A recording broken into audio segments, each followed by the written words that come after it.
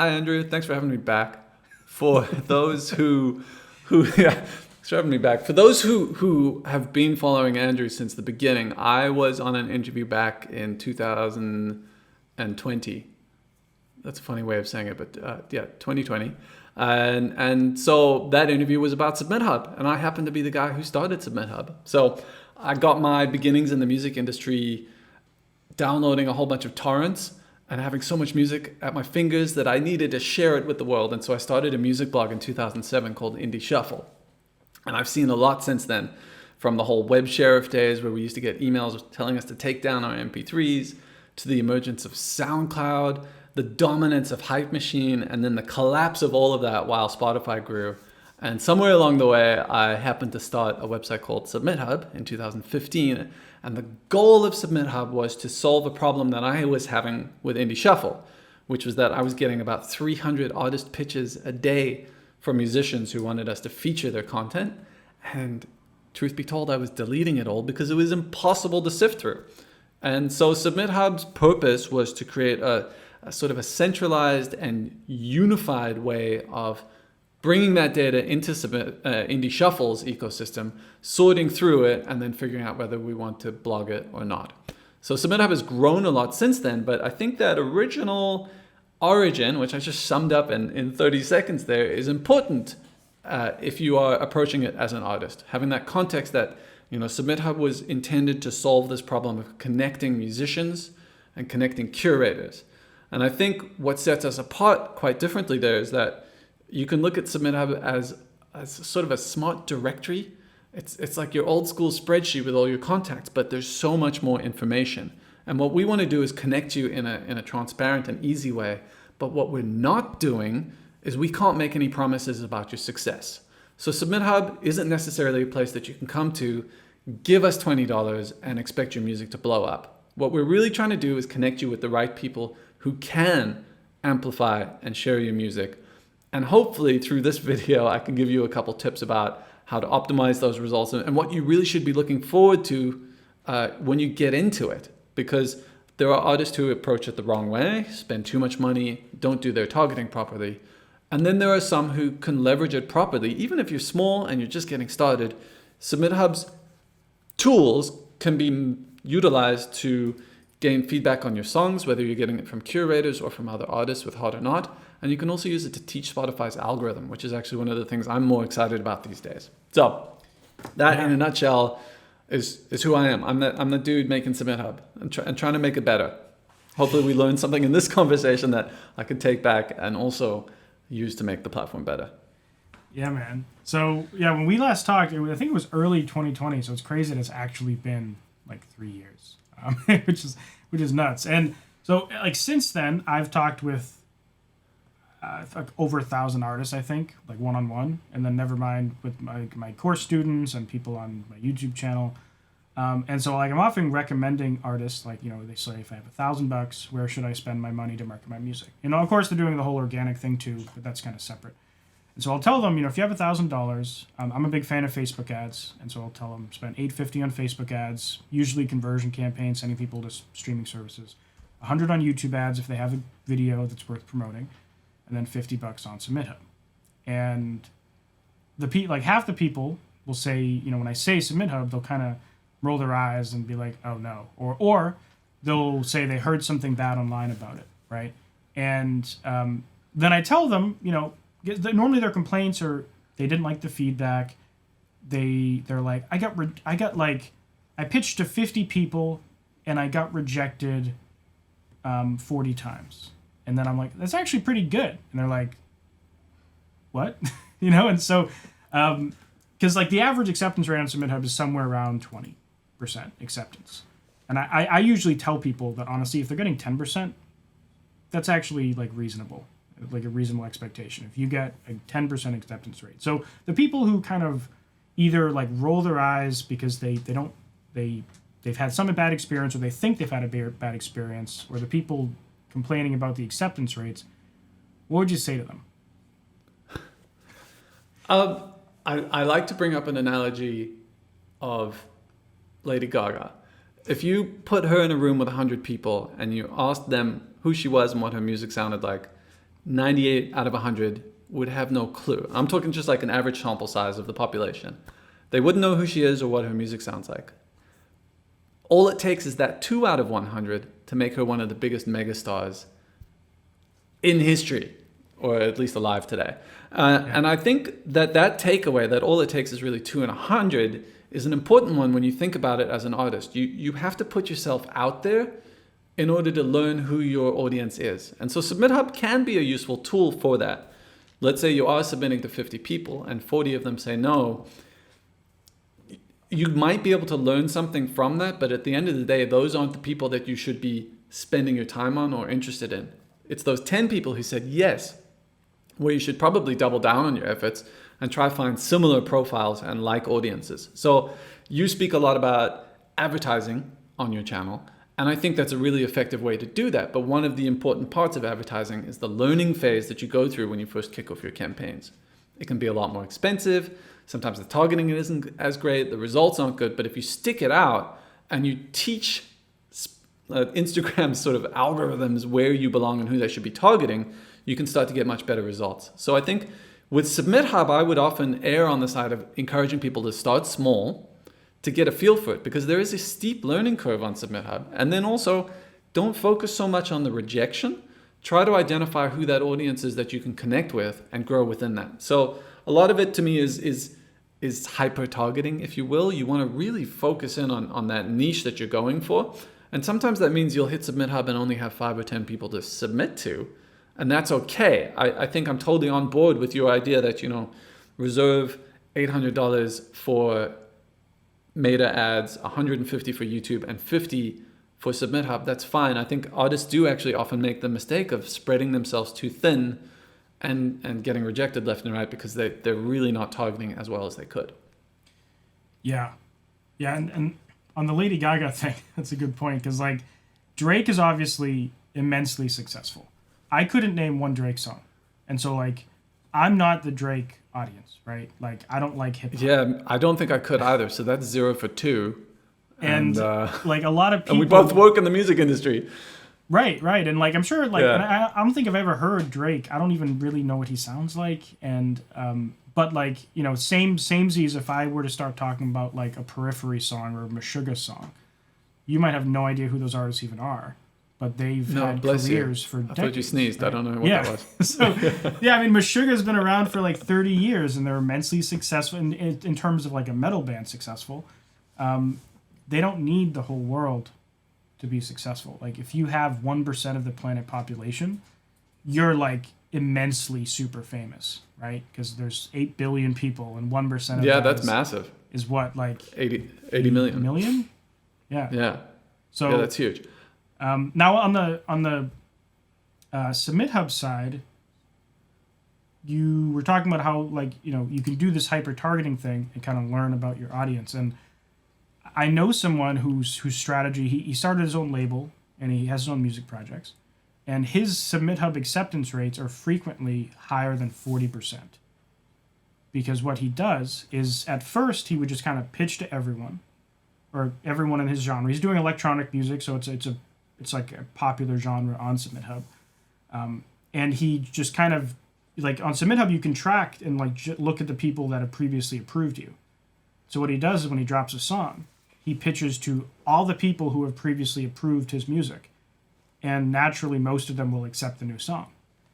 And it's kind of like how Facebook ads, you go through and the first time you do a campaign, it's usually going to be probably the worst one you ever do, because you're just trying to figure stuff out.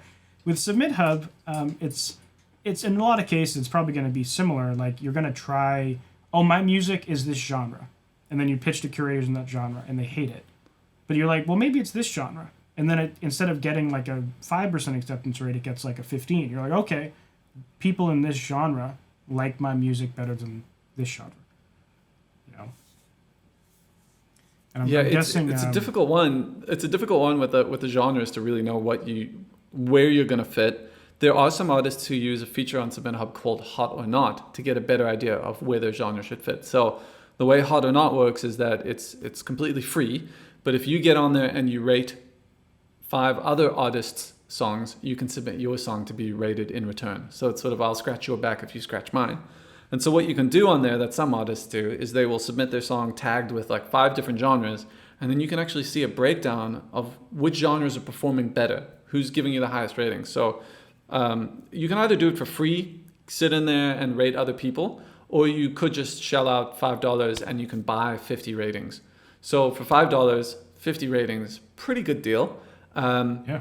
It's actually, I think it's just 5 credits, which you can actually get way cheaper than that $5. could be $4 or even less, I think. It could be $4 or less. We frequently give out coupons. So bottom line is it's quite cheap. You're paying roughly 10 cents per response that you get. But across those different genres, you can actually get a better idea of where you would fit.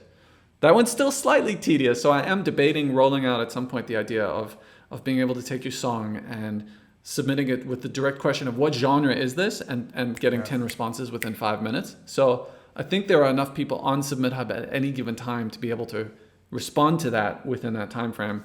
But yeah, ultimately, the point being, your first experience on SubmitHub is generally not your best experience, and we do try to improve it as well as we can. We actually automatically hide almost 50% of the curators your first time submitting. Oh, so we hide anyone who. That's interesting. It's called the recommended picks. It's under the filters, and you can deselect it at any time. But if it's your first time submitting that song, we automatically select it. And what it does is it hides anyone who's got an approval rate below 5%, and it also hides anyone who doesn't seem to have a very strong genre alignment with the genre that you've selected. So in doing both of those, we usually eliminate anywhere between 30 to 50% of the options. And the idea there is that we're trying to limit the number of bad choices that an artist can make. So the better I can do at pushing people towards the right curators, the better their experience is going to be on there. So genre is definitely an important part of that. And if you get that wrong, you're going to be off to a bad start. But some of the new tools that we've rolled out recently on the submission feed are centralized around the ability to preview the content that curator has been sharing.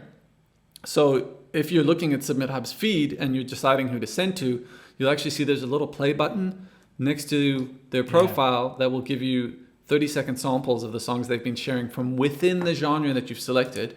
And furthermore, if they happen to be a playlister, which at this point the majority of curators are, you can actually flip through their playlists to see what those sound like. And then we've taken a whole bunch of steps recently to try and identify how niche and focused a playlist is as well. So all of this we can get into in a bit more detail, but it comes back down to getting that genre right. And hopefully if you're getting it wrong, I'm giving you enough tools now that you can quickly learn that, hold on, these guys aren't covering music that sounds like me at all. Yeah. Yeah, I was on SubmitHub earlier today just to kind of like make sure that I was up to date with the most recent iteration of the platform. And I saw that little play button. I was like, that's a cool idea. Because the previous thing I would tell people, like, if you really want to get the most out of your money on SubmitHub, go through and look at the playlists, open them up, take a quick scan, make sure it's the right kind of super tedious. Super tedious, but if you can just click play and kind of quickly just hear the song in 5 seconds, like, you know, I think 3 years ago, one of the things we talked about is how can a curator possibly judge a song in 20 seconds? And we were both agreeing, like, usually when you hear a song within 5 seconds, you know if it's for you or not. And it's kind of like for that on the artist side, you click play in the curator's recently shared feed, you're going to instantly know, like, yeah, that's not really what I was going for, you know? Yeah. So I do hope it's helpful in that sense. The needle in terms of average approval rates hasn't really fluctuated much between that 20%. It's over Christmas it hit 23%, and I was like, yes, my changes have worked. And now that everyone's back online, it's down to like 21%. And I'm like, okay, well, maybe I was just reading into the numbers the wrong way. But yeah, the idea here is that you can make much more informed decisions. And my colleague Dylan and I did a live stream last week where we went through and did a Spotify submission in real time. And if you were to watch that on our YouTube channel, youtube.com/SubmitHub, it's our first and only video so far. But if you were to watch that, well, neither did we. We made it for the live stream, but we just thought it'd be cool to do a live stream, and we're going to do more. But one of the things that we really emphasize as we go through it is we were listening to the music.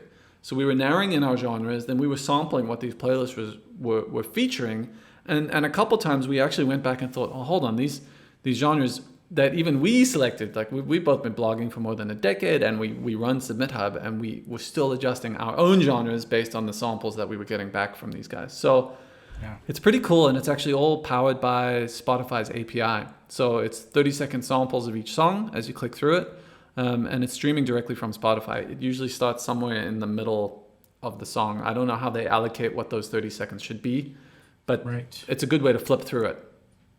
Yeah, it's a cool feature. Lost my train of thought. What was I going to ask next? I guess this is a good kind of place to break off and compare SubmitHub to other platforms that have kind of come out in the past. Well, some of that have been around for a while, but some that have come out in the past years. And so one of them, which I did a detailed comparison on my channel, I did a video. I spent like $600 testing out Playlist Push and SubmitHub. And I just went through the results. Now, naturally, $560 was spent on Playlist Push just because their minimums are like, I don't think you can even run a campaign for less than $300. SubmitHub, it was like $40, $50. And so what I did is I tracked the essentially every playlist I get added from each platform. So I did the same song, tracked all the playlists, let them run for a month, tracked the streams, the listeners, tracked the followers of each playlist. I did some math. You calculate the streams per follower ratio, so you can kind of get an idea of how engaged a playlist is. And then I also tracked how much money I spent on each platform and divided like cost per stream. And essentially the end result was that Playlist Push was 7 times more expensive per stream than SubmitHub. Now, obviously, this is one person, one song. If you wanted to really like pure test, you'd do it with like 50 people or something. But I think it's a pretty accurate representation of how it the differences there.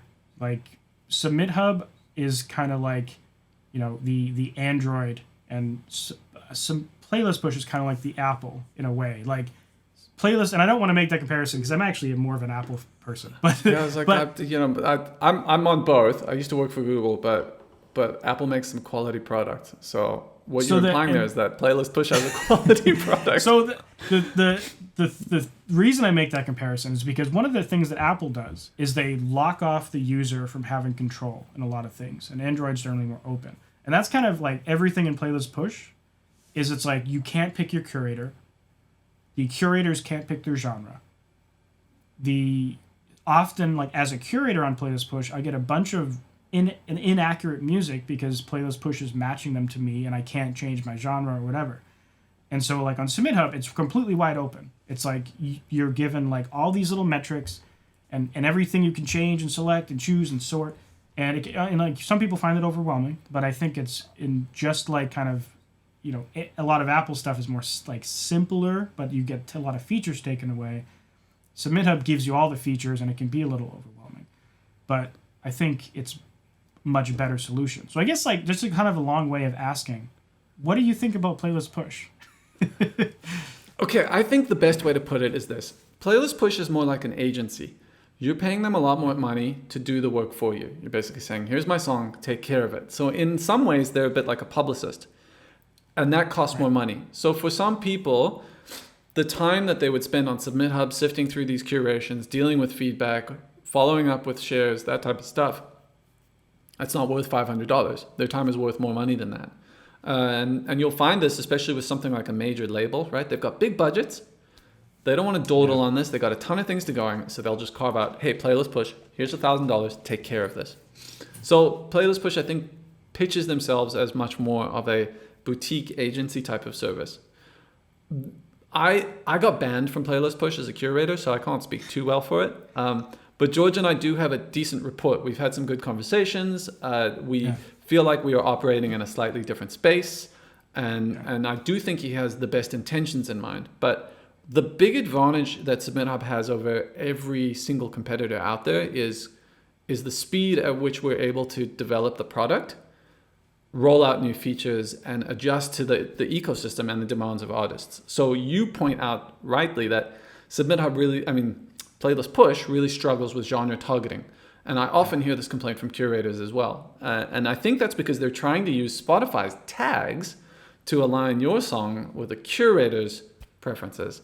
And those tags, I've looked through them. I've tried this with their Spotify's API. They are all over the place. And if you ever want to get an idea of how varied it can be, you go to everynoise.com, which is now owned by Spotify, but it's one of the one of the coolest websites.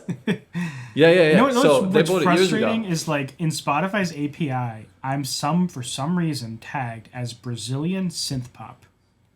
Yes, I saw that. I'm American, and like I could see the synth pop thing. Like I have electronic music; it's kind of poppy, and most of my listeners are in Brazil just because there's a lot of people there and it's cheap to advertise to. So, but it's like it is in some ways a shortcoming of computer program. I mean, they could bill it as AI or whatever they want, but people are still better at this. Yeah. And it's hard to simulate our ears or figure this out. I mean, I asked ChatGPT, like, what is the genre of this song? And I pasted in a Spotify link, and their response was, well, we can't listen. And I've tried a few services that do try to fingerprint and analyze audio services, because I've debated this. Like, artists struggle figuring out their genre, and I thought, wouldn't it be cool if people could just put in their link and I tell them, hey, it's this genre. And so I looked at a few of the companies in this space, and they have made great strides, and they're often pretty good, especially with things like BPM and energy and mood and whatnot. But ultimately, the genres are all over the place, and Spotify's problem is that they've got too many. Like, what is Brazilian synthwave? Is that different from Brazilian synth pop? Or what about the Argentinian one? What about, like, it's just all over the place. And I think that's part of the struggle that Playlist Push has there. I don't know that they're able to iterate as quickly with their code, and they certainly operate in a much more private way. So they don't let you see who your song is going to be submitted to, and they don't let curators communicate with those artists either. On top of that, they seem to incentivize higher payments based on approving more, which does fall slightly shy of the whole payola thing with Spotify. It hasn't been a problem so far. Playlist Push has been around for 5 or 6 years without an issue. But part of that secrecy means that people can't really call them out or accuse them of that payola.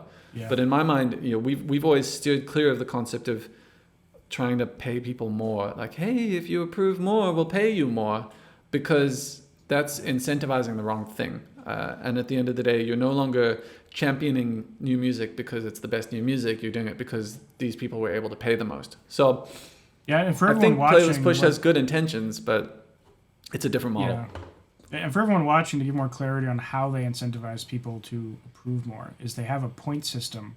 You get a certain amount of points just for the number of followers in your playlist, but the more songs you share, the more feedback you get from artists when you share their music, the more points you get.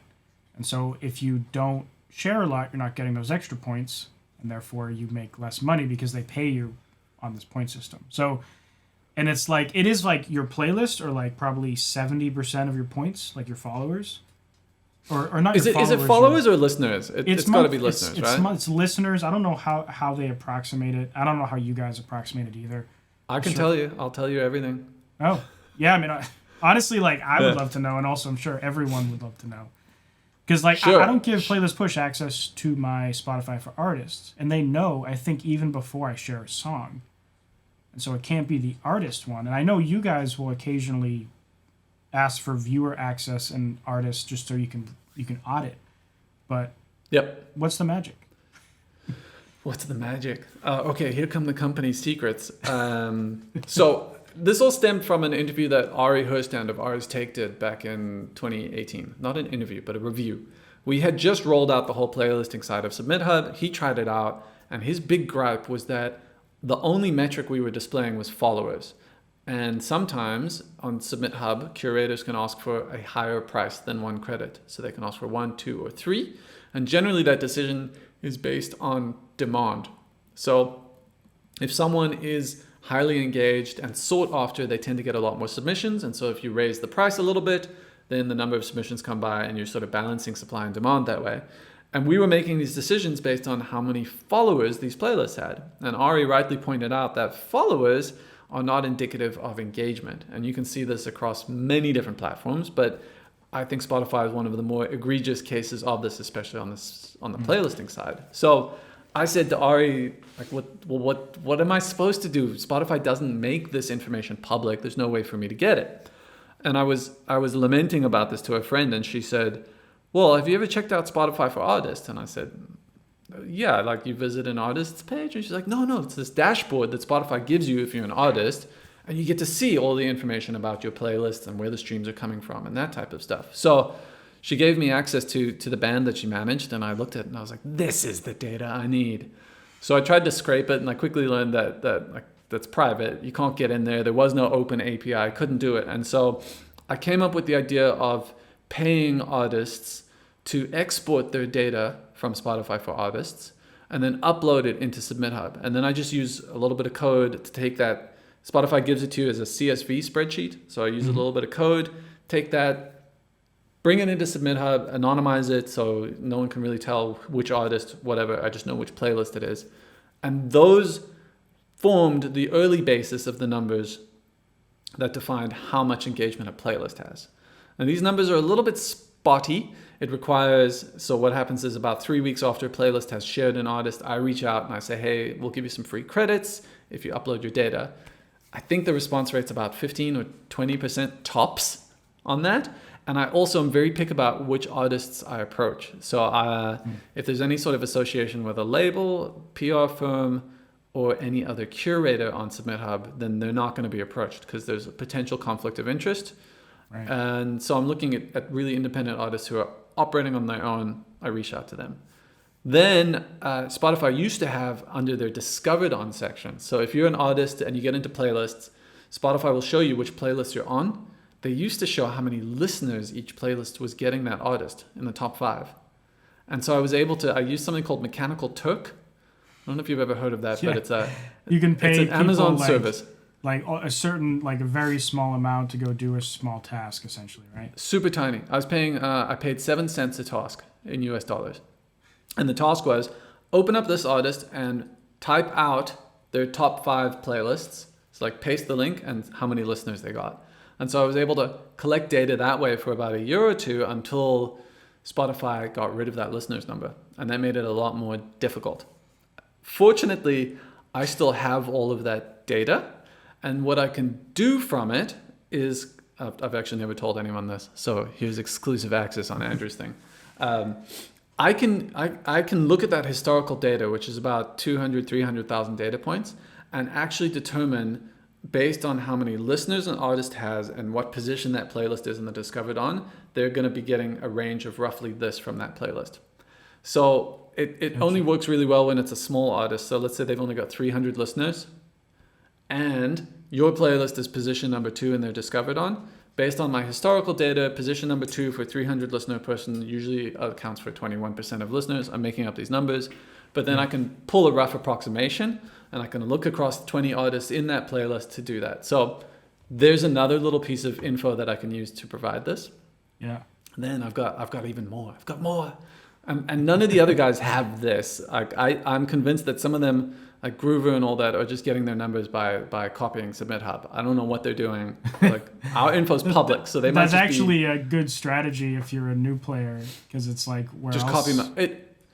That's what all the new players do. So any new competitor in the space goes through the list of SubmitHub curators and contacts them through that way. Just down the list, find their email. Hey, see you're on SubmitHub. We'll pay you more. And the problem with all those models is, but that requires the artist paying more as well. So that's a different thing. Anyway, back to the Spotify data. We signed a deal with one of the major labels in 2019, and they're sharing all of their data with us from Spotify for artists. So we can say, hey, here's a playlist. Have you got any of your major label artists in here? If you do, how many listeners have they gotten from the last 28 days? So that also feeds into the algorithm. And then about 2 months ago, one of the top 5 distributors in the world, hundreds of thousands of tracks, millions of tracks, they gave us access to all their data as well. So we are now, that one was like, boom! Like, glorious. Wow. I'm so curious who it is. I don't know if you probably can't share it, right? No, I'll keep that hush for now, and it's you know, a lot of it's sort of anonymized. I say I'm surprised. Hey, Okay, I was gonna say I'm surprised playlist. you wouldn't have to get permission from the artist, but I guess if it's anonymized, there's no risk. Yeah. So what these guys are doing is you're not saying, hey, tell me all of Andrew's data, like everything. Just give me everything. It's just like these are the playlists and these are the. So I'll ping him a playlist ID and I'll be like, hey, have you got any data on this playlist? And then it just comes back as like, okay, we have 3 artists who've received this many listeners in the last 28 days. So I can feed that information into SubmitHub's algorithms. And when I take all of those data points combined, we get kind of close. It's not perfect. And one of the difficulties there, of course, is capturing the fluctuations that happen. So today, a lot of independent playlisters use the exact same marketing techniques that you give artists to promote their own playlists on Instagram, Facebook, etc. And what will happen is they'll advertise for 2 or 3 months. We'll get all this data about their listeners, and then they'll stop. And so now suddenly we're showing sort of a look back number, but any artist who gets shared going forward ends up missing expectations because those numbers are wrong. And this also goes the other way. Let's say you suddenly increase your spend in advertising. I have a look back number, and so people will come and say, hey, you say my playlist only has 5 or 10 listeners a month, but I'm spending $10 a day and picking up 50 followers a day. Your numbers are wrong. And I'm like, well, kind of. So actually late last year, I did adjust the formula to accommodate growth and try to interpolate a projection based on that. So if I can tell that the advertising or growth has stopped on a playlist, then I will actually tone down the number of listeners projected. Whereas if I can see that the playlist is growing at a faster rate than they used to, then I can sort of project up or give them the benefit of the doubt. So let's say I have 5 data points and 3 of them are saying it's 80 listeners and 2 of them are saying it's 30. I'll sort of lean towards that benefit of the doubt of the higher number. So there's a lot of stuff that goes into it. God forbid anyone ever look at my code. I hate when people make me look at my own code. I'm like, I can't remember what I did, but it's this constant. I will say that the estimations are decent. Like I think what I've noticed in your listener estimations is generally, it seems like you kind of lowball it a little bit, which makes sense because you'd rather have artists be pleasantly surprised than disappointed. But like they're pretty good. Like I would say like some of my playlists that you guys have said, like this one has 30 to 50 listeners and this one's got 100 to 200. Like I'll look and I might have 25% more than that, which is like totally fine, right? And like and that might also be biased because your position is higher as well, right? That's true. So I mean, now what I do is when I have a playlist with my own music in it, I'll put the songs in a bunch of different positions, and then I can track. Like if I know this song is slot number 30, then I can see how many listeners and streams I get 30 songs in. Well, you can just see streams, right? Because Spotify gives you the aggregate number of listeners for all your tracks in that playlist, but then they break it down by streams. So for the playlist, you can get listeners total, but you're right, for the songs, it's only but you can, and the change as you go down the list, if it's got 100 tracks in it, the plays that the top 10 are getting versus the bottom 10, especially if they're running ads on it, it's hugely different. And this does happen to be a point of contention that we have with many playlists who feel like we are lowballing them or not appreciating them. It's not intentional and it's not a personal thing. Like I can sympathize that sometimes it does feel personal. Like SubmitHub is constantly pounding my numbers and making me look bad, but it's kind of all over the place. And your friend who you put at position number 1 who shared their data is not a good indication necessarily of what other artists are experiencing. So I wish Spotify just gave us this data. I feel like they would solve so much in the way of fake playlisting and problems like that.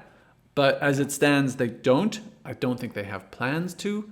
I wish it would just be there as followers on every playlist and then monthly listeners. And then that would just be like the fake stuff. I mean, it wouldn't fix all the fakery, but it would fix a good chunk of it, right? Monthly listeners and also percentage of premium. So this label partner that we have actually gives us a breakdown of premium percentage of listeners, which is kind of cool. I know the Orchard gives their artists that too. Like someone gave me access to their Orchard account to spy on, well, not to spy on, but to show me the cool features it has. To do research. And like I noticed it breaks down free and premium. It also gives you skip rate, which Spotify for Artists doesn't show. It also gives you passive versus active listener numbers too. Broken down. That would be cool too. Yeah. So it's like, did someone click on the song, or did they get and you can kind of figure that out through some of it through Spotify for Artists, but not entirely. And so the Orchard gives artists a lot of that, and which is awesome, right? And so that would be cool. Yeah. I mean, I wish they just gave that to every artist, and I wish they made the Spotify for Artists just have an API, because it does have an API. It's just very difficult to get access to. You have to run a distribution company. And I guess that makes sense, because that's probably how the Orchard Yeah. integrates with it, and how Yeah, a DistroKid can pull in stats. It's a super secret API. I have tried numerous ways to get into it. Even through the distributor, they basically added me as a member of their company, and Spotify was like, hold on a second. And so, yeah, they're pretty tight-lipped about it. But I wish they would try solve this. One thing I think people miss on SubmitHub is the amount of effort we put into trying to keep them safe. Yeah. But I cannot sit here and tell you with 100% confidence that it is safe, because I do not have access to all that amazing data that Spotify could be making public. So we've got tons of scripts in place to try and catch bad behavior. So let's say a playlist grows substantially overnight. It's on our desk by the time we wake up. We've got them suspended almost immediately until we can get proof of why they grew. Oftentimes, and this actually really sucks now, there are more and more malicious playlist attacks going on from competitors. So for artists who don't know, playlisting is super competitive, and keyword targeting is hugely competitive as well. And let's say you're trying to target a keyword like death metal, and your playlist shows up at number 5. What you can actually do is just report all the other playlists for offensive content, and Spotify will automatically take them down without actually doing any sort of review. They get taken down instantly, no questions asked, and yours suddenly becomes number 1. And so this has become a huge problem on Spotify. And it's gone further, where some of these actors will actually pump a playlist full of fake followers or fake listeners in an attempt to get them tarnished and taken off. So we've got tons of scripts and things running in the background to try and identify and catch these sort of issues. And I think we do pretty well. It doesn't happen often, fortunately, and a lot of that is because of the screening techniques that we put in place to try and, I think of the 20 or 30 applications we get per day for playlists, about 15% of them get let on. So we're doing some pretty intense screening, not just for engagement, but how you grew, whether you're selling placement. So payola, of course, many of your listeners will know, is a huge no-no in the Spotify world. And so that's one of the things that we're going to check when a playlist tries to join, is we want to make sure that they're not doing a coffee or a donate or a, hey, your $17 submission helps us with our advertising. Those types of things we just want to steer clear of. And I think coming back to the competitor question, especially with platforms like Groover, I know for a fact that because they're in such a rapid growth phase and because they don't have as much information, they're letting a lot of shady playlisters that we have either rejected or kicked off join their platform. That makes sense. I would imagine as an artist, that there's probably because they don't have access to the data you do, and they have to be a business, right? So they don't have the luxury of being able to be as picky as you guys with who you let on. Correct. And I did an interview with Dorian from Groover. I don't know if you know him or anyone over there, but I did watch it. I think they've got the best. I remember it looked like it was recorded on a potato. Yeah, but I think that was my bad. He kept making that was fun of not himself. Dorian's fault. He was he was super concerned about it. I was like, it'll be fine. No one's gonna care about the quality. Let's just do the call. But he actually had a lot of he's a good guy. Admiration for SubmitHub and you, and he was like, SubmitHub kind of like paved the way for like what this could be, and he's like a Groover, like we're kind of a competitor, but in a way they're kind of focused more on like developing in specific markets, and they have some extra features which are cool. Now that being said, all the problems that you just outlined, very likely that makes total sense why it would be a problem. It's the growing pains they're going to have, and one of the often artists will come and say, SubmitHub sucks, Groover's way better. 80% of the people there approved and shared me, and I kind of like that's actually something we view as a problem. If a curator is approving 80% of their submissions, it means that they're not really curating anymore, and they're probably spreading themselves too thin. There are rare exceptions where it's okay. There's a guy, Jerry Spoon from Unique Playlists, has something like 50 highly engaged playlists across many different genres, and it's his full-time job. So he's like pumping ads into them all the time. So there are exceptions of curators who can genuinely share a lot of content and get good engagement and do it legitimately. Yeah. You'll find Jerry on every single submission platform. He's basically just got his fingers in every pie he can, and he provides a lot of very useful feedback to me about ways that I can improve the platform to match features that other people are putting out there. So it's difficult. I think we should probably put more emphasis on how much work goes into curating the curators, if you will. Right. And if you get to see the bloggers chat room. I don't know how much you actually look at it, but it's fun, honestly. It's fun seeing. Yeah.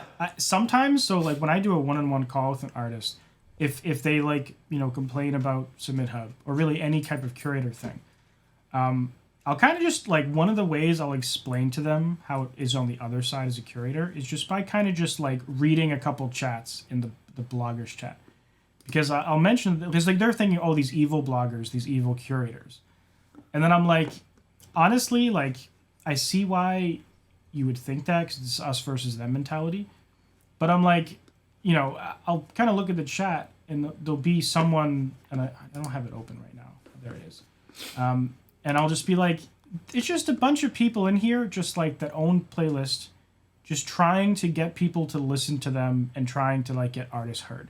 And like, I'll mention that, like, Jason's in there like multiple times per day, and people are just shooting the shit. Like, these are real people running their own business, and they have to make it make sense for them too. And the bloggers chat is kind shooting of the shit or shitting on me too sometimes. Like, and like all the curators, like, it's not like there's anyone in here being like, oh, how do we get the most money from artists?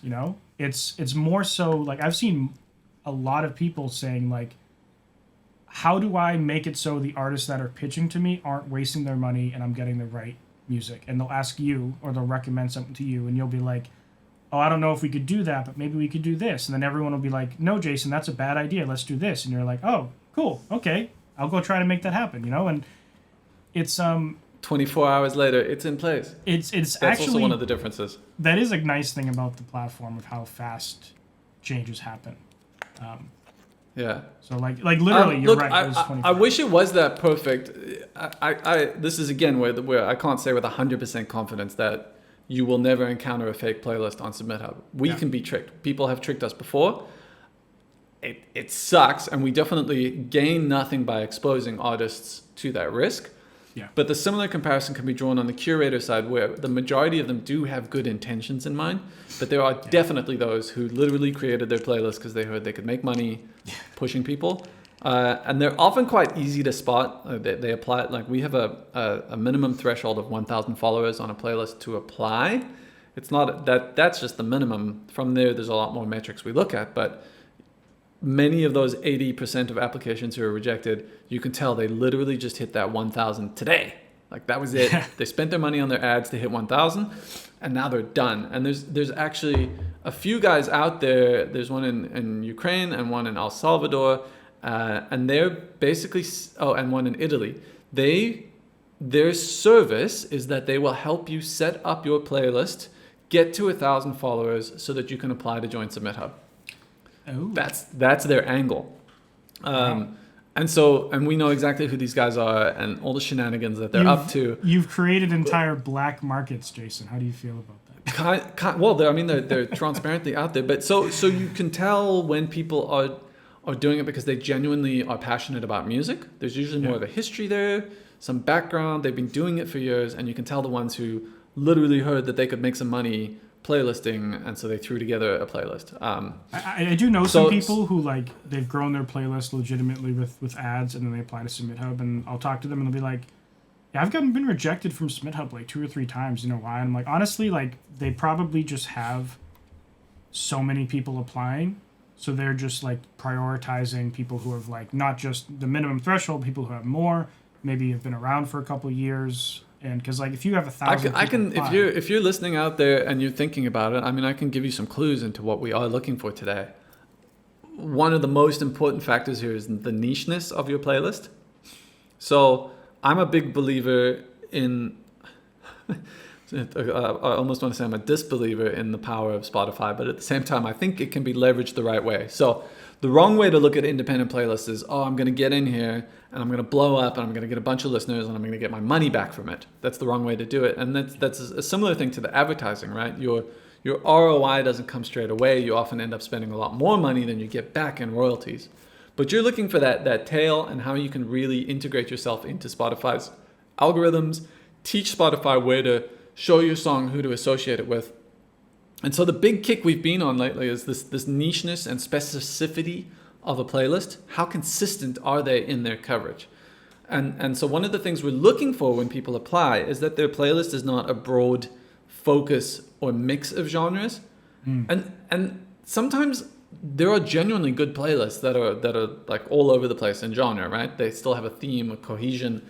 But algorithmically, Spotify could give two shits about that. What you're kind of like, maybe the save rates are great, right? And the people listening to that playlist are engaged with it. But by and large, you're more likely to have listener retention and higher save rates if the focus of the playlist is consistent. So if I jump into a playlist because it's got bonobo in it and I love down-tempo electronic music, and the next song is a rap song followed by a metal song, I'm going to skip those songs and bounce from the playlist. So if you are applying to join SubmitHub, one of the things that will help your application is if your playlists have some sort of cohesive focus on a genre. And in a way, we are pushing like this sort of pushing people into little tunnels and slots, and maybe that's a bad thing. I don't know, but my genuine belief here is that one of the best strategies you can use from a playlisting standpoint is to try and leverage it to teach Spotify's algorithm so that the next time you release a song, they go, oh, cool, here's a new song from you. We know exactly who to show this to. And when they do show it to those people, it actually gets engaged with, because the last thing you want is to finally teach Spotify's algorithm and you taught it wrong, and then they do show your song to the wrong people and they all skip it and it just dies. So that bubbling up today also plays a big factor in editorial playlists, which is sort of the holy grail of Spotify. And we can discuss whether those are even good, because sometimes they're self-defeating. Like the idea is that you teach Spotify where your algorithm belongs. They start amplifying your song on all these different radio stations and playlists and Discover Weekly type of stuff, and it performs well and it gets good save rates, and suddenly it bubbles up onto the Spotify editorial team's list and they put it into this broad road trip playlist, and all your work just unravels, and then they remove it after a month. So it can backfire, but I think it's a long shot to break out in the first place today. But that is, I think, a strategy that any artist can actually employ to try and get a little bit more of that long tail that you speak a lot about in your videos of, like a month on, the song's still getting traction. You stopped ads a year ago, and like, here's the blip every so-and-so. So, anyway, that's a good point. If you're applying as a playlister, that's what we're thinking about. That's a good point with the broad playlist. And you messaged me when I did that Moonstripe media review about like the types of playlists they have, which is a good point. Like, there's a big distinction with like, because like their whole thing is like they're growing these playlists organically with keywords and the whole competing thing, SEO, and like it makes sense why a playlist that's called like Songs for White People would have good SEO, right? Because like, how many people are just like songs for white people, songs for white folks, white people music, right? I have to imagine that makes sense why that'd be popular to search. I look for that all the time. And then, just because it's like, it's funny and whatever, right? And so like, well, that's one of the playlists that my songs was added to. It was called like Songs for White Folks. It was a very broad playlist. My song fit in there because my song was like electronic pop. Everything in there was generally pop music, generally electronic, but it wasn't like laser focused like how you might grow a playlist with ads. Like one of the playlists that I have on SubmitHub is Cyberpunk Synthwave, right? It's like super niche, and the ads on that are super easy actually, because I just target people who like a bunch of cyberpunk stuff narrowed by a bunch of synthwave stuff, And it's a completely different approach to growing a playlist than what Moonstrive does. But not many people are probably searching for cyberpunk synthwave, you know?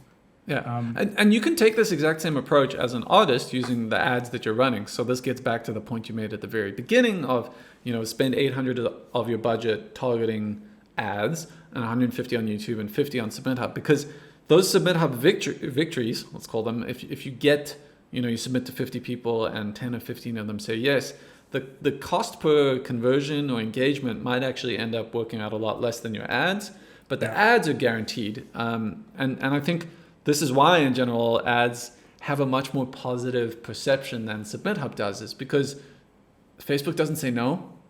Like they will charge you when it happens, and so something's gonna happen. You definitely got something for it, and so that rejection part of it isn't as present. But I do think a healthy balance of it can come, and as you pointed out in your playlist, push review against SubmitHub. I think sort of the cost per listener, correct me if I'm wrong here, but probably works out to less than the clicks of conversions for Instagram. So the balance of the two can be used in a similar way. The difference is that on SubmitHub, you're limited with how many people you can reach. Like if you're in a niche genre and you're focusing on those who only focus on it, you might only have 10 or 15 options to choose from. Whereas with Instagram ads, you can bump up 1,000 direct clicks. So I just advocate in general a multi-pronged approach to marketing. You really have to tackle it from as many angles as possible. And I mean, people have asked for like success cases with SubmitHub, like name one artist who's blown up because of SubmitHub. And I feel like I cannot honestly say that, because SubmitHub by itself cannot blow up an artist. It has to be that perfect storm of everything, of like being a super interesting artist, making really amazing music. Your SubmitHub campaign got the ball rolling, but then you got picked up here, and you did this, and you played this performance, and so noticed you, and then like this label came knocking, and then this radio station played. It's like it doesn't work. It's honestly the same that way. With when people ask me like, name a person who is blown up because of running Facebook ads promoting music, and it's like I know some people who like essentially they only did Facebook ads and they got a couple 100,000 monthly listeners, stable. And they've grown their audience, and they've kind of turned it into their full-time thing. But like, that's rare, and also a lot of people wouldn't define that as blowing up. And so like I do know people who have like 500,000 monthly listeners, stable. They've had it for years. I've worked with artists who have like over 3 million. I have multiple artists with multiple millions of monthly listeners. But it's not like the ads by themselves got them there. Some of them, the ads were a recent thing, and some of them ads were an important part of what they did. But usually it's like for those people with like millions, it's like they had ads, they tour, they do the playlist thing, they're doing the PR, they're like making awesome music on a regular basis. They have awesome social media. It's still the awesome music. They're like the top 1% of awesome music. It has to be. Yeah, it is. Like, and so it's, I think the case I'm in when people ask for like, name one artist who blew up using Facebook ads. It's like, well, like for the most part, every artist is using ads, and so it's like no one really only uses ads. Like if you're only doing ads or you're only doing SubmitHub, you're probably never gonna blow up, right? Because it's never one thing that blows you up. Right. Yeah, in the early days of SubmitHub, there was a band called Men I Trust, and they used it heavily to push their music. They are currently sitting at how many monthly listeners? 6.3 million monthly listeners. And I used to use them as an example of a band. So there's a trio from Men I Trust. They're from Montreal. And I used to chat to them a lot and help them through their SubmitHub campaigns, and they used it. But I would be joking myself or lying to myself, I don't know. But I cannot honestly say that they blew up because of SubmitHub. They used SubmitHub early on, but these guys were going to blow up no matter what. They've got a really cool, unique lo-fi rock ethos. They just have such a fan attraction in general to what they do that regardless of whether they use SubmitHub or Instagram ads or whatever, like it would have happened. So yeah, it doesn't really work that way. It's more just if you're beginning as an artist, you got to try get that snowball sort of started somewhere. And so SubmitHub is simply one of the tools that you can use. It's not perfect. 5 minutes on the internet searching for how terrible SubmitHub is will like have you steering clear of it. It's this confirmation bias. I myself fall prey to occasionally like searching Twitter for people talking about SubmitHub, and oh god, it's yeah. We'll do whatever, do it. Yeah, that must difficult. Be the most, you have to come into it. Yeah, I can imagine like every so often I'll have a video kind of pop off or whatever, and you know how the internet is. You'll just get mean comments, and like I'll just like open up, look at my comments. Like I had a video blow up like 6 months ago. Like it did like exceptionally well. And it was getting all this like new audience that I've never seen, and like every so often I'd log in and there would just be someone who'd be like your glasses suck, or like, why don't you go to the gym, fatty, or something. I'm just like, what the hell, man? It's like, so I'm guessing, and like of course if I were to look up myself online for people who have used my courses, I'm sure that like most people, and I've seen people defend me online to other people, but I'm sure there's some people just shitting on me, right?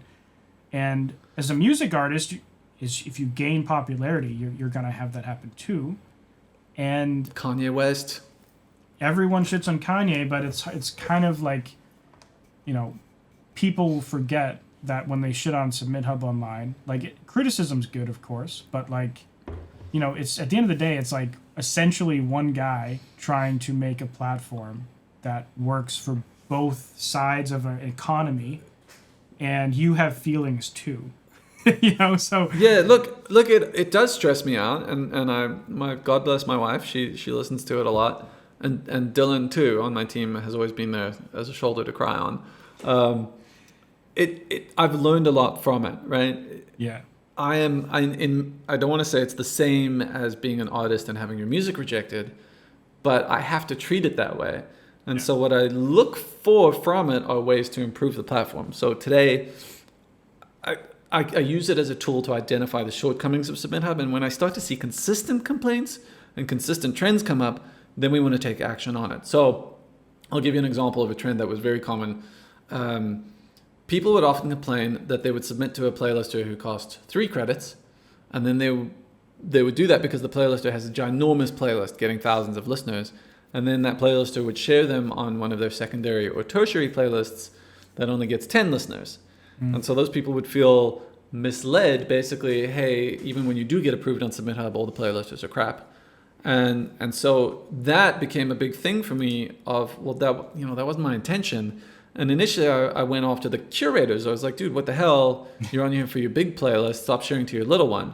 The solution, which I worked on a lot last year, was to try and look at the way that curators share different genres and the different places that they do, and make that information more upfront and readily available. So today, when you filter by genre A, curator that you're looking at might have a completely different set of metrics for genre B. So their genre match score, their engagement score, how many listeners, all that type of stuff will vary based on genre. And what that's actually done over the last few months is almost completely eliminated that complaint. The complaint of hey, my expectations are totally misaligned here. I'm guessing the by feature far the you biggest added, one is the feed. Last year was probably, I forget what you call it, but you have like share, reject, and then there's the one in the middle that's like shout out, right? Shout out feature. Yep. And I think that one I would imagine probably solves that a lot, because if a big curator, it's like, they have, if they're doing a shout out, they have to still give feedback on why they're not sharing it to the playlist. And so it's like, this song just doesn't work in this playlist, so we're going to put it to our little one. That shout out feature has been a lot of pain. In some ways it has. So the problem was that shout outs used to be excluded from your statistics, sort of. So let's say you had 3 playlists, and you only did big proper shares to your big playlist, and everything else was this shout out, which the idea of a shout out was like, it's not good enough for my big playlist, I'm putting on my little one. The problem we had is that people would share 30% of their songs to the shout out playlist and less than 1% to their main one, but we would still be conveying their reach and their influence and their impact based on the big one.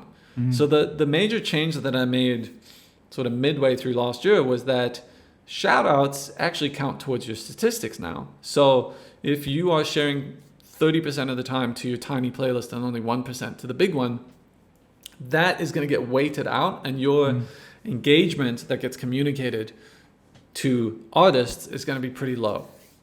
And that has two effects, three effects.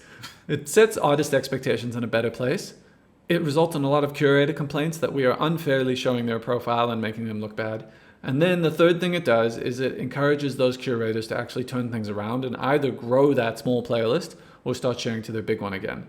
And you know, this is one of the difficulties of being open and transparent, is that often that bloggers chat room that we have turns into like a, dude, you're killing me in public.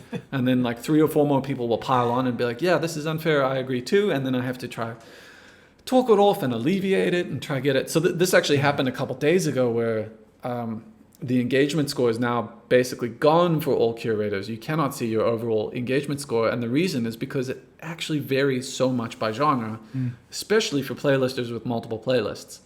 So trying to like average out, hey, this is, you know, you're a 10 out of 10 on here and a 5 out of 5 on here. So on average, you're 7.5. It doesn't work. It's not the right way to look at it. So that change, even if you were to go in the bloggers chat right now and scroll up through the last 24 hours, you'll see people complaining about it, people arguing for it, people not getting it. Like, why?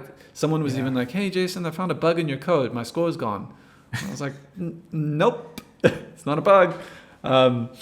So yeah, there's this constant balance, and a lot of that is learning from the negative feedback that surfaces online. And if you can't,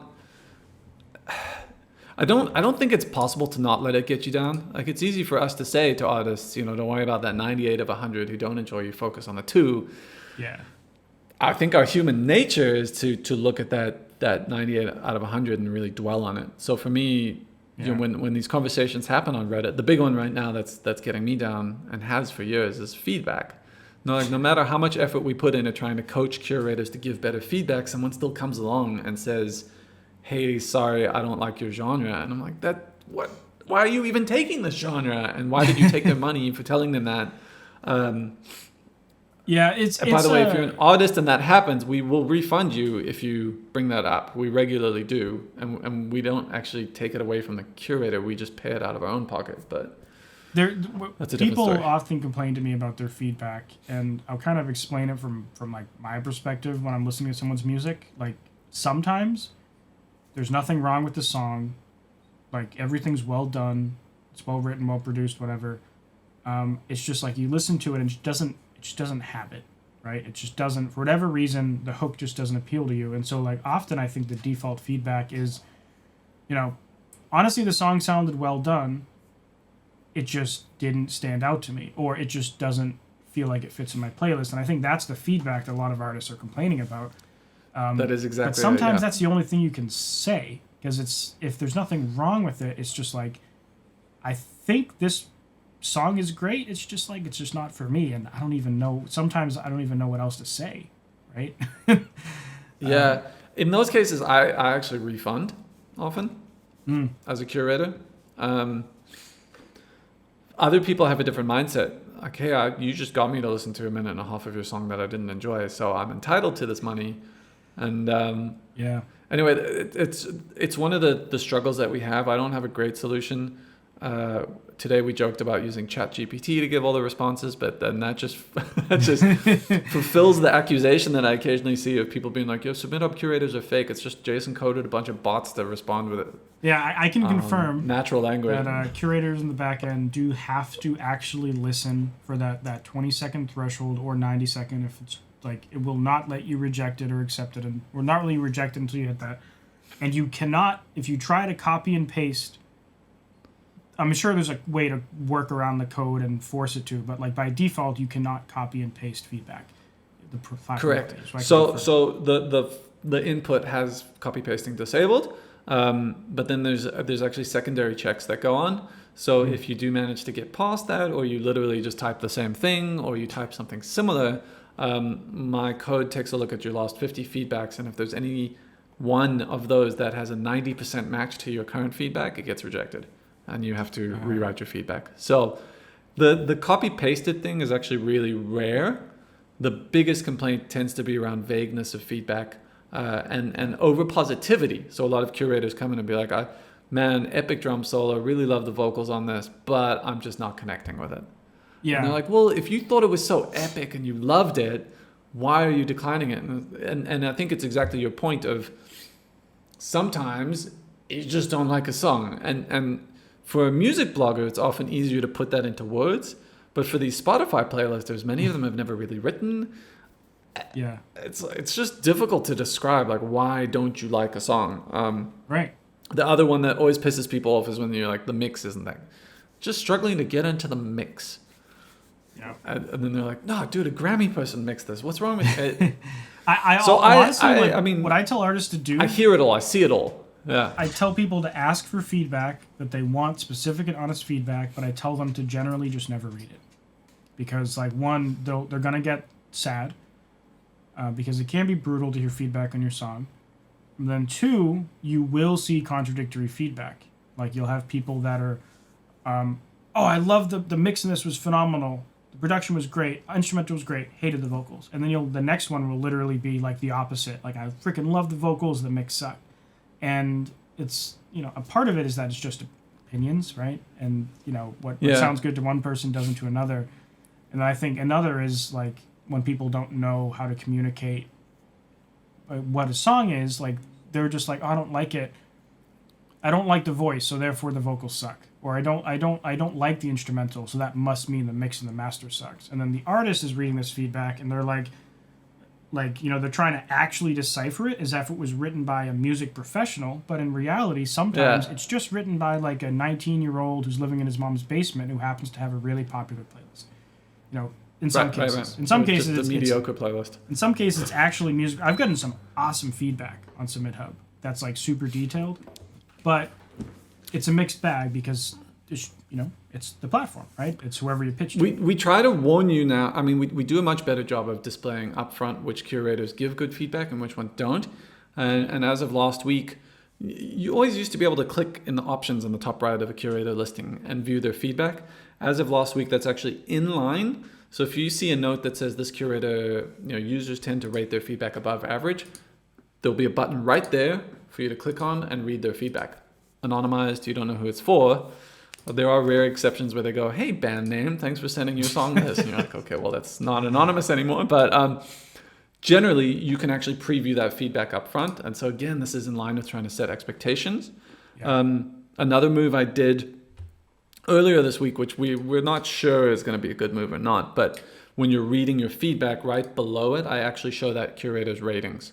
So here's their feedback, just so you know everyone else thinks their feedback sucks too. that's a good idea, actually, yeah. Because I just pulled SubmitHub open in another tab and just, like, submitting a random song, and users consistently rate their feedback above average for one person. And then this next person, users have described their feedback as vague.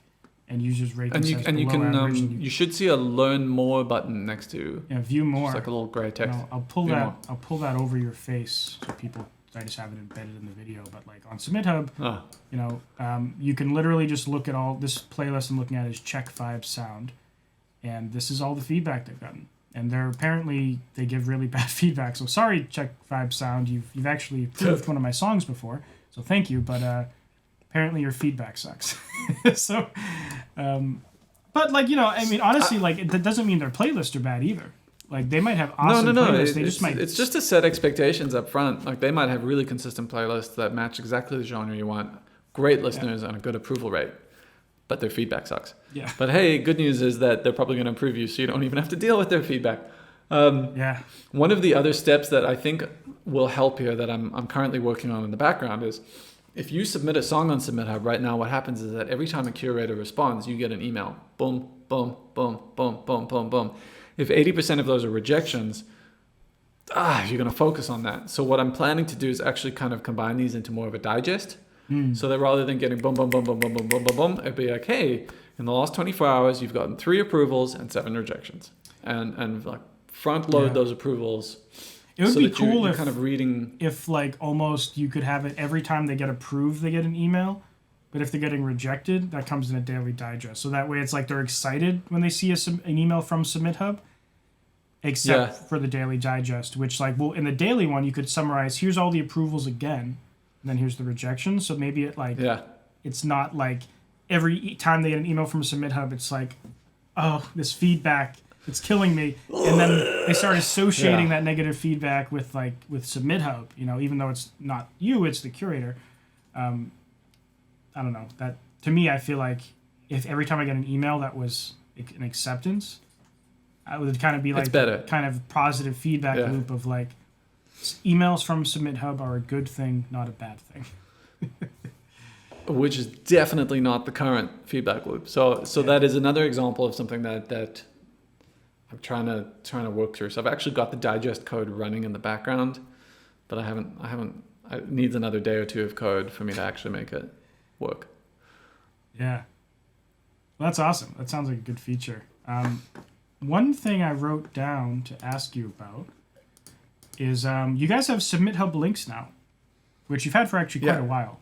But I noticed that you could actually set up a custom domain on them now. Yep. Which is really cool because, I mean, the whole iOS 14 thing was a nightmare, and now it's like not a requirement, it's just recommended.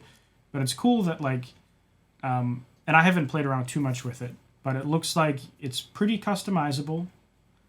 And essentially, if you're looking for something like ToneDen, Hyped It, Feature FM, you know, SubmitHub has an alternative that's also free, and you can use it for your ads. Essentially, it's about 100 times faster. So that was actually so there were two reasons I created it. Number one, those websites are bloated. When you load one of those landing pages, it's often 10 megabytes plus of various SDKs, JavaScript libraries, image assets, everything loading, a million different trackers. Some of these are good things, but I hate that stuff. And if someone's running an ad blocker and they happen to see your ad somehow and click on it, all that stuff is going to get squashed and won't work. So for example, I actually have on my home network, I've got a Raspberry Pi, and I run a Pi-hole ad server on it, and all of our network traffic that goes through it gets rejected if it's an ad. So if I landed on a ToneDen landing page and I clicked on this, all those trackers wouldn't work, and nothing would actually go through properly there. Yeah. In fact, those links might not even, I would click on it and it wouldn't work. So thing number one with SubmitHub links is it's 6 kilobytes. It's 2 requests, one for the HTML and one for the image. So you're just grabbing the image from Spotify, or is it stored locally? No, you upload your own image. Yeah, you can upload your own.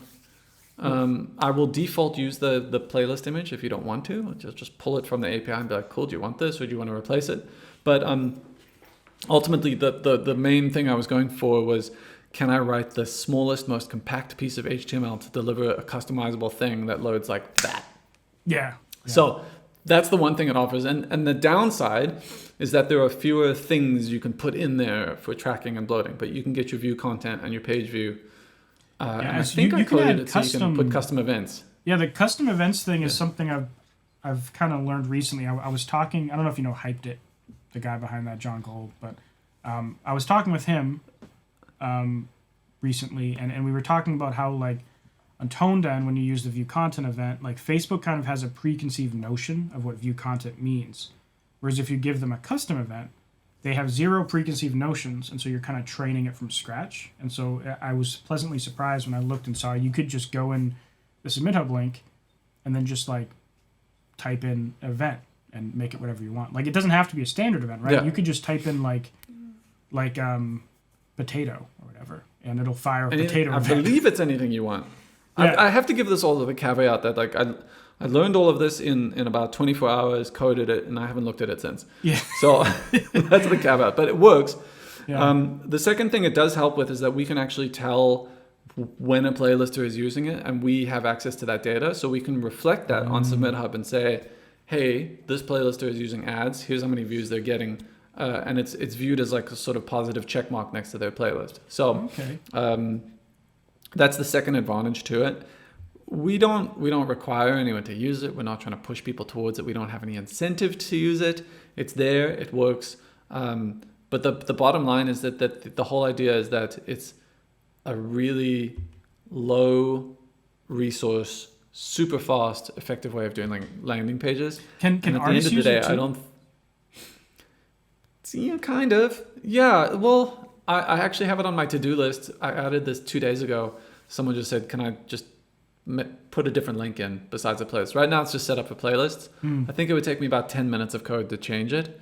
Yeah. And think I that'd be- probably will. That'd be cool because, like, I mean, like, obviously there's tone dead, but a lot of people ask me, can I use districted hyperfollow? And I'll be like, well, you can't do a custom domain on it, so, like, yes, but kind of no.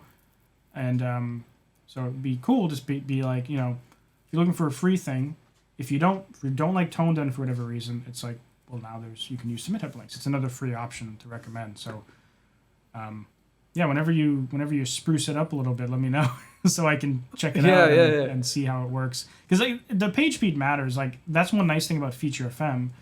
Feature FM is super expensive, but that's like one of the nice features they give you aside from the analytics is like on a Google Page Speed Insights, it scores a 98, whereas ToneDen is like a 50 and Hyped it's like a 28. Yeah, I think I was gunning for 100. I think I got it at the time. Yeah. And it doesn't always make a huge difference, but like it matters, right? It totally matters. Yeah, it depends on where you're targeting as well, right? In the States, probably not as big a difference. People have faster connections. Other countries, maybe it's slower. So speed was a huge reason behind doing that. And I think it's one of the strengths of it. So, and you do still actually get analytics about what countries the clicks are coming from. Trying to remember what else I have in there. Might just be countries. I think I have it open. Add a link. Yeah, I think it gives you countries. You can do a landing page or you can do a redirect. And yep. Actually, I don't have a link created, so I can't see any analytics. But you can customize the call to action button, give a description. You can have a custom URL. And the redirect, does that deep link to the Spotify app? It depends if you put the question marky type thing at the end of your Spotify URL. Okay. Yeah. I believe once you do put that question marky thing, then it deep links. And so but if you don't, then it opens it up in a web browser. So you guys don't manually do the deep link, you just use Spotify's? No, I think I coded it to give you an option to automatically add one. Basically, when you paste in your URL, I say, hey, you don't have a deep link. Do you want one or not? And then you can add anything you want after that question mark. Wait, really? By default, when you copy a link, yeah. I thought it was customized per link. I didn't think it actually... No, I think the customized part, double check. Almost every link you pull up is probably going to have the same ending, and I think it's your unique user ID. Interesting. I've never noticed that. I'm spitballing here, but I'm pretty sure that you could literally type question mark equals SubmitHub and it's fine. Like it's still going to deep link. Well, either way, that's a cool feature that you know, if you go in and flesh it out for artists, I think that would be cool. I mean, honestly, there's an ads chat room on SubmitHub where people go for help and support on it, setting it up, and then something else I'm working on in the background is the SubmitHub marketplace. So the idea being, you can actually preview it at submithub.com/marketplace, but it's bare bones. And the idea here is that as an artist today, you have to be the jack of all trades, and you've got a million different things that you have to do as you prepare for your release. So album artwork, getting your bio done, setting up your ads. And so these are all micro tasks that you can hire people to do on Fiverr, for example. Yeah. But SubmitHub already has a community that's hyper-focused around music with a lot of people who have that skill set. So the idea is that we want to kind of do a Fiverr that is focused on music and with more quality control. So my experiences with Fiverr have been pretty bad. That they don't really have a dispute process. The person who gets to decide if your deliverable was satisfactory or not is the person who delivered it, which I found outrageous. Like this guy, I hired a guy to write some code for me, and it was terrible, and he did it wrong, and I tried to dispute it, and he was like, I've decided this dispute is unwarranted. And that was it. There was no more escalation or anything. So the idea with the SubmitHub marketplace is it's a lot like Fiverr, but it's just within the SubmitHub community, and it's around the tasks that you need to do releasing music, one of which will be setting up ads. And I know that's got quite a higher barrier for people. There's also ad creatives, right? You have to make your creatives for that. And so you can hire someone to do it for you. Maybe they'll just use Wally. I don't know. Very interesting idea. And so you can apply as a person to be in there for a certain category. So I see like I could apply for person marketing, for ad setup and thing, and then you can set a price. Okay, so I'm guessing you probably play with this, but you have a range from $10 to $100 per service. Is that like you're trying to keep everything in that range, or are you going to be like tweaking with it as it goes? Primarily keeping things low. So for the initial few iterations of this, the idea is that these are micro tasks that shouldn't take the person doing it more than an hour to 3 to execute. So even things like mixing a song, in many cases, that's going to be a much higher value task that you would go to somewhere like Sound Better for. Right. So, and I don't necessarily want to dabble into that or get involved in disputes around, I paid someone $1,000 and the credit card was a fake, or I wasn't satisfied. Like we don't want to get in that. The idea is that these are micro tasks. So paying someone to make album artwork for you might only cost $10 and they'll send you 3 different examples. Maybe they did just use one of these incredible AI things, but there is a skill to using these AI things as well. You have to learn how to I can think of a few areas where like under $100, I'm sure there'll be people that would do it for under $100, but like lyric videos, for example, the cheapest person I've ever found to do like a good one is $108 a video. And they're from like another country where the minimum wage is way lower and it's not even feasible. Cool. Well, let me just change that for you then. So it's like that's one thing. It's like I'm sure there'll be people to do it, but like that's one area where like it's rare. And so here's the advantage I have is that SubmitHub has a whole ton of YouTube curators who have experience creating lyric videos for their own channels, and so for them a lot of that is like just they could do it in their sleep, right? Yeah. The same way that we have a whole bunch of people who set up ads all the time. You want to run Instagram ads for music? Not a problem. That's what I do. I'll set you up, give me access to your Facebook, and boom. So it's a big experiment. I don't know if it's going to work. Some of it is diversifying. From my perspective, as someone who sets up ads and does consultations for people, I would never set someone's ads up for $100. Like wouldn't. No, even... but you are Andrew Southworth. I guess that's built a reputation around being one of the best out there. The thing about the economy of being a curator on SubmitHub is that for many of these guys, they are looking for ways to further make this part of their job. And so any additional thing is going to help in that direction. So if I'm already making lyric videos for my YouTube and I'm responding to submissions, and someone comes along and they offer me $20 to make a lyric video that looks like most of my other ones, literally all I have to do is take my skin or whatever, tweak it, put in the lyrics, and I'm done. Like it's I mean that is a good point. This is gonna make a lot of waves. I think. I honestly think you might. Don't overhype it. I feel like one, if you get enough people on it, like it's really hard to find album artwork, Spotify Canvas, lyric videos, ad creation for music artists. Like you have to comb through Fiverr, through all the crap for like every other industry. So like that alone, to have one place for music where it's all there, I think like assuming you get enough people on there doing it, I think it would be like really, really valuable. And then like it'll also, I think like if there's a lot of people who jump on here, like say, I'll do your mixing and mastering for less than $100. It's like, I mean, like I don't know what kind of quality anyone could expect to only pay $100, but like if there's a way for even people to get like a basic mix that they could never do themselves for $100, that's a big deal for a lot of artists. Like even if it's not professional, if it's better than what they could ever do and they could only afford that, that's a potentially very high impact service. It's so this was one of the big advantages Fiverr had, was that they open up the international economy to people from everywhere. Yeah. And so that brings prices down a lot. And SubmitHub has that in a way. We have tons of curators from areas where $10 is actually a significant amount of money. And these guys aren't necessarily less skilled, but they're willing to do this task because they get to do something they love doing from their bedroom for money. So it's a grand experiment. We'll see if it works. Sometimes Dylan and I are like, why are we even doing this? Yeah. Then I have a conversation like this and I go, yeah, well, you know what? Maybe it's not a bad idea. Yeah. How long will Spotify be around? I don't know, but you're still going to need album artwork. And do you want it to just look like all the other AI stuff out there? Or I think it has the do you want it to potential look to be like a dumpster fire for certain things, like mixing and mastering. It might just be a bunch of like mediocrity. Yeah. But like for artist Yeah, bio, we'll see. press kits, creating short videos, like that's stuff that like Album reviews?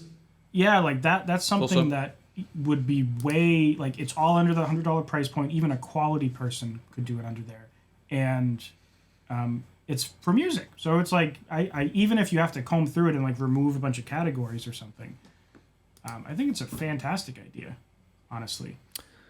Well, we'll see if it works. This is another one that's just driven by people's feedback. So people making requests for, I wish I could do album reviews, or I wish I could help people with ads, or can I do this? And so we're coding it for that purpose. How does SubmitHub make money off of it, or do you at all? It's still the credit system. So when credits are exchanged, there's a difference in the transaction amount, and so that's where the fee is coming from. Wait, so it's 100 credits. If you okay. If you're a curator, yeah, earning 2 credits, how much do you get paid? You get paid $1. You get 50 cents per credit. Yeah. Yeah, but the credits actually cost somewhere between 75 cents, 80 cents, 60 cents each, depending on the deal that person has, how many they're buying, whatever. Oh. So that difference is where SubmitHub is making its money. Gotcha. So if I buy 100 credits, I make 80 cents a credit. Okay, I see. So it's you're doing the math, and then we absorb all the fees, the disputes, the transactions, and in this case, we will be acting actually to review the deliverable before it gets delivered. So let's say that you are asking for an album review. What's going to happen is that person doing the review has to first submit it to our team. We will then pay someone on our team to sit down, make sure it passes the quality before it gets delivered to you. So this is sort of the idea of it's Fiverr with quality control and with the protection of I think the term is escrow, but basically, if you pay for a service, we're going to hold that money until the service is delivered, and you're not going to have someone walk away with your money without delivering the service. So that's a good idea. That's the gist of it. That's how I got scammed on Reverb once. They seem to apparently not have escrow set up, because I bought like a $4,000 synthesizer thing, and then like the person just shut down their account and like they sent a fake shipping thing. So I contacted Reverb and I was like, this is obviously fake, and they're like, yeah, but unfortunately we've already given them the money, and they've deleted all their accounts, so we can't do anything. So you have to go to PayPal, and I got my money back, but like I had to deal with PayPal. Yeah, and you know what? So the money then got taken away from Reverb, who also lost out because they already delivered the money to the other person, right? So they gave him $4,000. Then PayPal came and took $4,000 away from them, so they're now out $8,000, and PayPal also slaps a fee on top of that. Yeah. So we deal with that a lot on SubmitHub.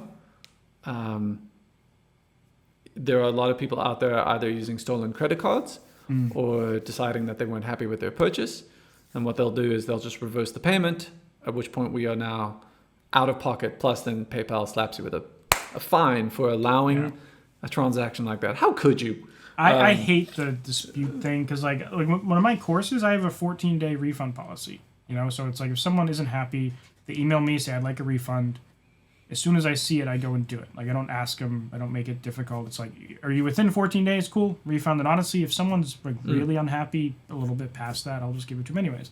So it pisses me off to no belief when someone goes to their credit card or PayPal and files a dispute, and they never message me, they never contact me, and now they get refunded, but now I get hit with a $15 fee, and it's and plus you lost that money on top of it. So it's just annoying, and I guess people don't want the confrontation of like having to reach out to me and say they're unhappy or whatever. But like honestly, at that point, I go out of my way and email them. Maybe it's their mom. Maybe they used their mom's credit card, and their mom just was like, "What is this?" It happens sometimes. Sometimes we do get phone calls from confused mothers being like, "What is this charge?" And So it's kind of weird. Those go to my CFO, and he takes them. But yeah. So the idea is that SubmitHub is handling the risk of this for both parties, and I mean that's a similar service to what Fiverr is providing. The difference here is that I think we're gonna try to review every single deliverable before it gets delivered to make sure that it's hitting some sort of quality. Yeah. At the end of the day, this is moving fairly slowly. I started in December, and we're now in February. I was hoping to be done sooner, but I still need to prioritize the meat and potatoes of the business, which is submitting songs to curators. So most of the marketplace stuff will be like, okay, I've got 3 hours here, and that happens 2 or 3 times a week tops. Gosh, when was the last time I had 3 hours? Anyway. So we've been going. It's gonna happen for quite a bit. Been going for over 2 hours. And so I'll ask you one more question, and then we'll call it. And then no one's even watching anymore. It's too long. Cut this into 2. You're gonna have to speed this up and do a bunch of chops. Like, I actually do. I have a guy that cuts up all these interviews into clips, and then I will kind of throw them. The full one goes up, but I can also repurpose clips. I guess the last question I'll ask out of the questions is, this might be a fun one. You help music artists out with their marketing, but how does SubmitHub market itself? Oh man. So one way we do that is we hop on interviews with folks like you. That's a good way to do it. But we generally have never really done any marketing. It's just all word of mouth. It's all been word of mouth. And one of the best ways to do that, of course, is that the curators themselves will say, hey, send your song to me on SubmitHub. We've actually got a competitor who's coming up fast now, Submit Link. Great name. But his angle, he's been going around through the list messaging everyone saying, hey, you can put up my link, charge $10, and I guarantee you won't have any difference in the number of submissions you get on SubmitHub. So if someone comes to you directly through your website, charge them $10, but don't worry, your SubmitHub will be fine. You don't have to link to them anymore. And people are doing it because so that word of mouth and that organic, like, pushing people through has been a good way of doing it. Yeah, we don't do much, man. We don't. I'm out there sort of on Reddit paying attention to what people are saying. I've got little alerts. I don't do social media really, so I'm not on there. Well, I guess Reddit is social media. Yeah. We've dabbled before with like kicking off our Instagram and hiring someone to do it, but it never works out. And I think today, if you go to our Instagram, it just basically says, "Hey, we're not here. we're too busy doing come this. Find us." Come find us on the website. We're there. So I think in my mind, marketing is not my strong suit. I really enjoy building the product and developing the product and making it better. And I've been a believer that if I continue to make the product better, more effective, and deliver better results to both sides of the equation, then the product will speak for itself and people will keep using it. And so far that's worked. We just passed 30 million submissions. Jesus. Yeah. That's so crazy. 30 million submissions. It's worked, but we like once a month the team gets together and we're like, damn, should we do something about marketing? Because Groover is like super on their marketing game, right? Yeah. They send out newsletters, like 3 newsletters a week, and they're just friendly and talkative, and their product suffers and is falling behind and really cannot hold a candle to what we're doing. But they're genuine and they market themselves well and they create. Yeah. Like they do a thing that I'm always very reluctant to do is they pitch their service as a way to help artists grow and find success. And I'm always reluctant to do that because I cannot guarantee that you will grow and find success. And if you don't grow and find success on SubmitHub, on Groover, their recommendation is that you should spend more. Artists who spend more money get more shares. And so they seem to just push through that, and I've got this like mental block of I don't want to go out there and be like, SubmitHub's the solution for your marketing. It's not. We've gone over this in our conversation. So at this point, you're not a salesman. You're not a marketer. You're a guy who builds a product, and you're trying to make the best it can be and let it speak for itself. Which I think it's working. I mean, honestly, I feel like you guys I could hire a marketing person, but I still don't. Even though we've tried, and it just doesn't work because we're too focused on other stuff. I mean, the way that I've marketed my courses is I've never once promised like you're gonna buy my course and you're gonna do things exactly as good as I can do them. Like, it's always been, I'm going to teach you how I do it. It's going to require a lot of work. You might fail, but at least you'll get the best shot you could have. And like, I think people like my kind of less salesy salesmanship. And honestly, like, even if you were the face of the marketing, you're just like, listen, I built this thing. It connects you with curators. I'm trying to make it the best it can be. I'm not going to promise you anything, but I think if you try it, you'll like it. Like, I think people might be like, oh, like that's a breath of fresh air than this guy that's like, you're going to blow up. You're going to get the best results ever. Give us $1,000 and we'll blow up your music. You know, that's like, people getting tired with organic plays. Organic plays, yeah. It'll be organic. Yeah. At the end of the day, it's I'm in a fortunate position to get to work on the stuff that I want to work on, and marketing doesn't happen to be one of them. Yeah. And if I had my way, I would just be able to code all day, but at least half my day is customer support and putting out dumpster fires. But that includes the children I'm constantly running around after. But they're getting older. They're more manageable now. So yeah.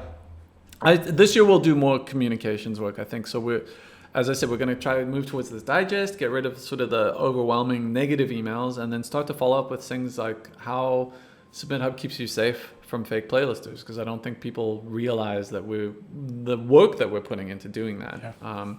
Or another thing we've touched on here is how you can leverage playlisters to teach Spotify's algorithm. So a little bit more educational stuff, I think, will go the distance, or at least help a little bit, and we'll be doing that through email marketing. So we have close to 1 million registered users, and I've never once sent out a marketing email. So missed opportunity probably, but also the whole ethos of SubmitHub was to get rid of your emails, and so I don't. Wow. Anyway.